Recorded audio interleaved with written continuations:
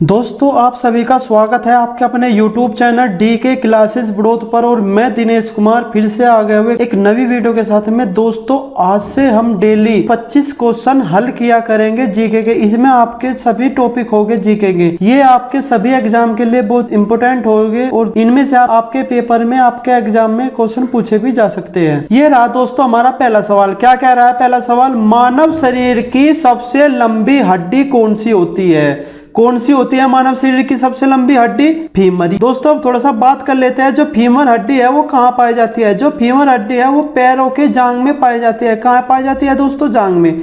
अब यहाँ पे देख लो, जांग में दो हड्डी और पाई जाती है। ये नीचे, ये दोस्तों ऊपर होती है जांग और ये नीचे दो हड्डी होती है। ठीक है, इनमें से जो ये दो हड्डी होती है इनके क्या नाम है? ये भी पेपरों में पूछ लिया जाता है। एक का नाम है दोस्तों टिबिया और दूसरे का क्या नाम है दोस्तों? फूबुला। ये पैरों में दोस्तों तीन हड्डी होती है। ऊपर होती है फीमर हड्डी और ये यहाँ पे होती है फूबुला और एक होती है टिबिया। ये हमारे पैरों की तीन हड्डी होती है। ठीक है, अब यहीं पे एक प्रश्न और कर लेते हैं। ये तो सबसे बड़ी हड्डी है। सबसे छोटी हड्डी कौन सी होती है? सबसे छोटी हड्डी दोस्तों हमारे कान में होती है और वो कौन सी होती है? स्टेपीज। कौन सी होती है दोस्तों? स्टेपीज होती है। ठीक है, चलते हैं अगले क्वेश्चन की ओर, देखते हैं क्या है। नॉमिनल जीडीपी के आधार पर भारत 2020 में विश्व की सबसे बड़ी अर्थव्यवस्था है। तो भारत कौन से नंबर की अर्थव्यवस्था है? 7वें नंबर की। ठीक है, आगे चलते हैं। सोवियत संघ वर्ष कितने में टूटा? दोस्तों जो सोवियत संघ है वो किस वर्ष टूटा? तो इसका क्या आंसर होगा? 1991।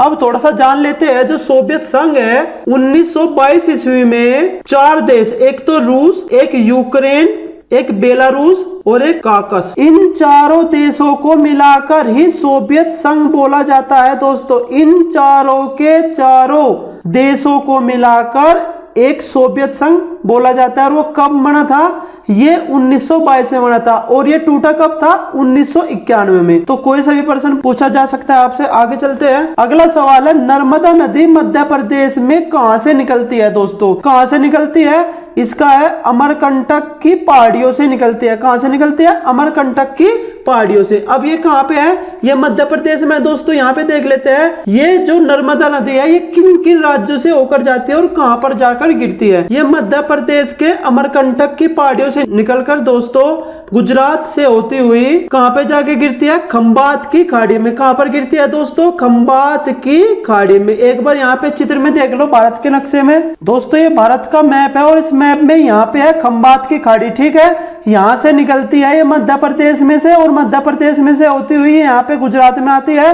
और गुजरात से कहाँ चली जाती है? सीधा खंबात की खाड़ी में। ठीक है, और दोस्तों एक बात और बता दूं, यहीं पे जो नर्मदा और ताप्ती है ये दो नदी ऐसी है जो विपरीत दिशा में बहती है, पश्चिम की ओर बहती है। ठीक है, सभी नदियां दोस्तों पूरब की ओर बहती है इस प्रकार। ठीक है, लेकिन ये दो नदियां कहाँ बहती है? ये उल्टी दिशा में पश्चिम की ओर बहती है। आगे देखते हैं। बेस्टिल जेल पर जनता के हमला कौन सी घटना को जन्म देता है? तो कौन सी माना जाता है? फ्रांस की क्रांति। कौन सी माना जाता है? फ्रांस की क्रांति। अब फ्रांस की क्रांति कब हुई थी? ये हुई थी 1789 ईस्वी में। कब हुई थी? 1789 ईस्वी में। और कब तक का चली थी? 1799 तक का।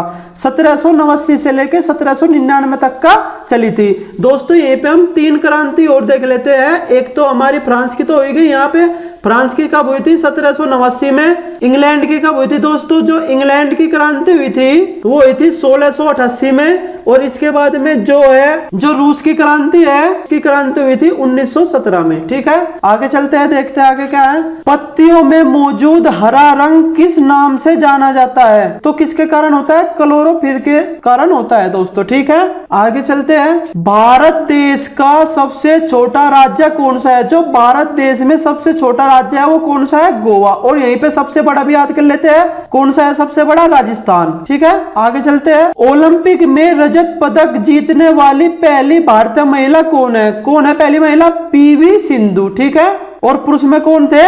अभिनव बिंद्रा। आगे देखते हैं। भारतीय अर्थव्यवस्था का प्राथमिक क्षेत्र क्या है? कौन सा है प्राथमिक क्षेत्र? कृषि। यहाँ पे दोस्तों देख लो, जो पहला क्षेत्र है वो कौन सा था? कृषि का। और जो दूसरा क्षेत्र है वो कौन सा है? दूसरा क्षेत्र माना जाता है उद्योग का।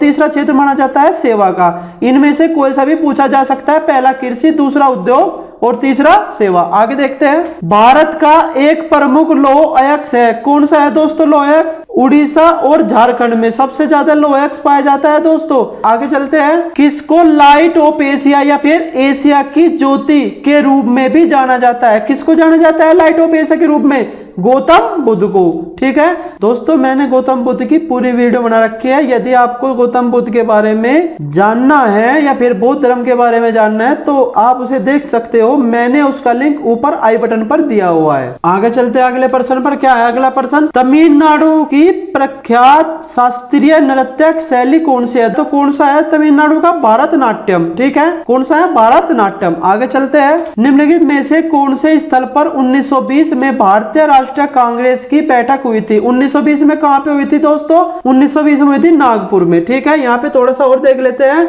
इस वाली बैठक में क्या हुआ था? इस वाली बैठक में कांग्रेस के संविधान में परिवर्तन हुआ था। श्रीलंका में गृह युद्ध कब समाप्त हुआ? दोस्तों कब समाप्त हुआ श्रीलंका में गृह युद्ध? 2009 में। ठीक है, आगे चलते हैं, जिनजेकस है ये कौन है? ये कौन था दोस्तों? एक चिंतक था। ठीक है, कौन था? चिंतक। आगे चलते हैं, लावनी कौन से राज्य का लोक नृत्य प्रकार है? दोस्तों जो लावनी है वो कौन से राज्य का नृत्य है? वो कौन सा का है? महाराष्ट्र का। आगे चलते हैं, कौन सा एक पक्षी है जो शांति का प्रतीक है? कौन सा है? कबूतर। अगला क्वेश्चन, निम्नलिखित में से कौन सा अंतःस्रावी तंत्र का हिस्सा नहीं है? कौन सा हिस्सा नहीं है दोस्तों? लार ग्रंथि। आगे चलते हैं, जो अगला क्वेश्चन है वो क्या है? डीएनए का पूर्ण रूप क्या है दोस्तों? जो डीएनए का पूर्ण रूप है वो क्या है? Deoxyribo nucleic acid. आगे चलते हैं, आर्किटेक्चर की जड़ने की तकनीक पिएट्रा डुरा निम्नलिखित में से किस स्मारक में पाई जाती है? किस में पाई जाती है? ताजमहल में। आगे देखते हैं, नमक का रासायनिक नाम क्या है? क्या है नमक का रासायनिक नाम? सोडियम क्लोराइड, या फिर हम क्या कह सकते हैं?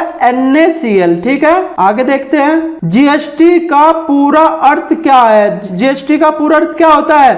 Goods and service tax. ठीक है, ये कई बार पेपरों में आ गया है दोस्तों। आगे देखते हैं, इंग्लिश चैनल तैरकर पार करने वाले पहली भारतीय महिला कौन है? तो कौन है? आरती शाह। कौन है? आरती शाह। और यहीं पे पुरुष भी जान लो दोस्तों, जो पुरुष है वो कौन है? मिहिर सेन। जो पुरुष है वो कौन है? मिहिर सेन। आगे चलते हैं, पुस्तक इंडिया 2020 द्वारा लिखी गई है, मतलब वो पूछ रहा है दोस्तों जो पुस्तक इंडिया 2020 है वो किसके द्वारा लिखी गई है? किसके द्वारा लिखी गई है? डॉक्टर एपीजे अब्दुल कलाम के द्वारा लिखी गई है। आगे चलते हैं, आगे क्या है?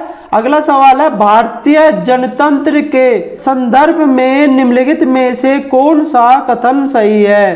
कौन सा कथन सही है दोस्तों? जो जनतंत्र है ये क्या है दोस्तों? ये होता है लोगों को अपने प्रतिनिधि को चुनने की अनुमति देता है। जो हमारे यहाँ के नेता होंगे, जो यहाँ पे जनतंत्र होगा वो लोगों के द्वारा चुना जाता है। ठीक है, तो ये हो गए हमारे आज के 25 क्वेश्चन दोस्तों।